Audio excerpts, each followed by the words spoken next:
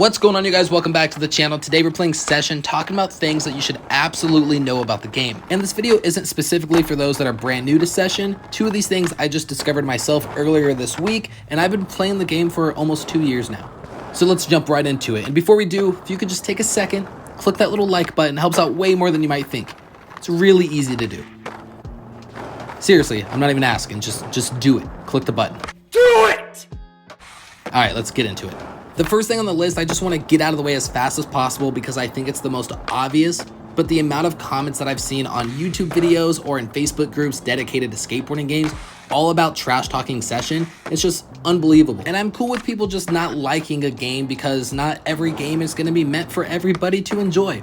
But 90% of the posts that I'm reading or comments that I'm reading, you can just tell that it's user error.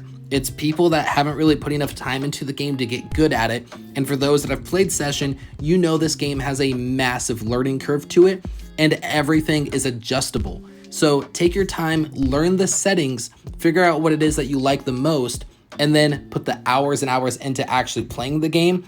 And eventually you're gonna be really good at it. And then the game starts to get a lot more fun. Next up, we got a setting that I actually hate more than anything, and back in the early days of the beta, you couldn't even shut this off.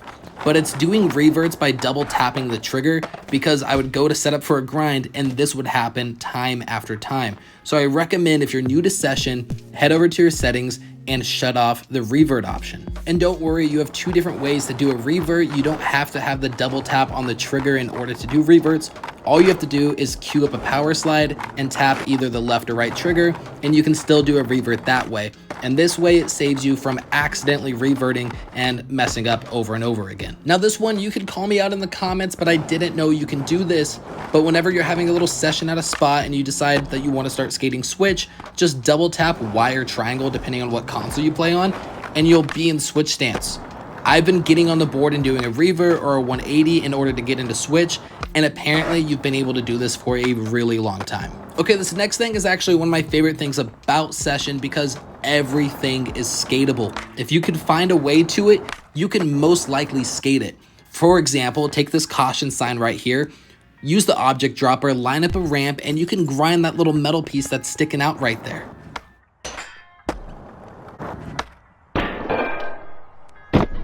Also, that ramp that we just used to set up that little skate spot will stay there forever. It will stay there until we go out of our way to actually recall the object. So you can literally build a DIY skate spot, and no matter how many times you leave the game, if you don't play for a couple weeks and you go back to that area that you built that little DIY spot, that area will still be there. For example, I put this little area together just 2 or 3 days ago to have a little bit of fun, and it's still here, and it will stay there until I go out of my way, go into the object dropper, and actually recall all the objects.